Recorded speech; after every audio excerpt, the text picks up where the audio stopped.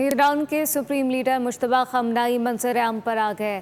महर news agency ने video जारी की जिसमें मुश्तबा खमनाई को एक दर्स के दौरान खिताब करते वाज़े देखा जा सकता है। वीडियो रिकॉर्डिंग 8 अगस्त को जारी की गई। ईरान के सुप्रीम लीडर मुश्तबा खमनाई मंजर-ए-आम पर आ गए।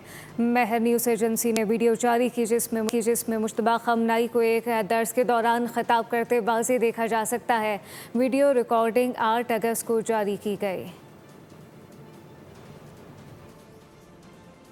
ईरान के सुप्रीम लीडर मुश्तबा खमनाई मंजर-ए-आम पर आ गए।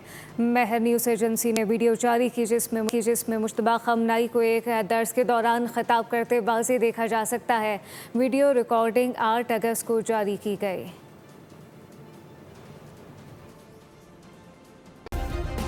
सब्सक्राइब करें और बेल दबाएं ताकि कोई खबर रह न जाए।